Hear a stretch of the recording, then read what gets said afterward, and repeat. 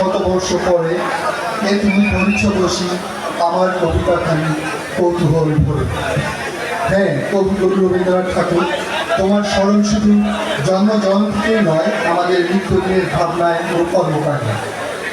কবিগুরু রবীন্দ্রনাথ ঠাকুরের ১৬৫তম জন্মবার্ষিকী উদযাপন উপলক্ষে আয়োজিত অনুষ্ঠানের সভাপতি সম্মানিত বিভাগীয় কমিশনার রাজশাহী বিভাগ, মানবর প্রধান অতিথি বর্ণ রাজনীতিবিদ ও সাহিত্যপ্রেমিক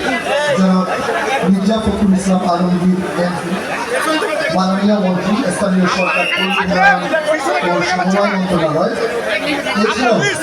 মাননীয় মন্ত্রী ভূমি মন্ত্রণালয় জনাব মোহাম্মদ মিজানুর রহমান মিনু এমপি, মাননীয় প্রতিমন্ত্রী সংস্কৃতি বিষয়ক মন্ত্রণালয় জনাব আলী নেওয়াজ মাহমুদ খৈয়াম এমপি ও বাংলাদেশ জাতীয় সংসদের সরকার দলীয় মাননীয় অ্যাডভোকেট রুহুল কুদ্দুস তালুকদার টুলু এমপি মহোদয়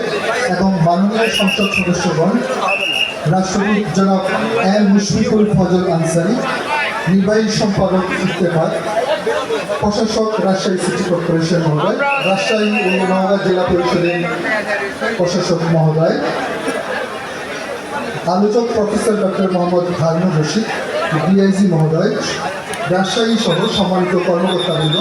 সম্মানিত রাজনৈতিক নেতৃবৃন্দ, বীর মুক্তিযোদ্ধাগণ, জুলাই যোদ্ধাগণ, স্থানীয় জনপ্রতিনিধিবৃন্দ, রবীন্দ্র অনুরাগী সাংস্কৃতিক ব্যক্তিবর্গ, বিভিন্ন পর্যায়ের কর্মকর্তাগণ, সাংবাদিকবৃন্দ,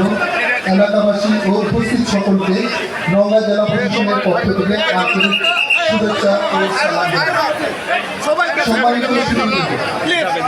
এই উপমহাদেশের প্রথম বাঙালি নোবেল বিজয়ী কবি রবীন্দ্রনাথ ছিলেন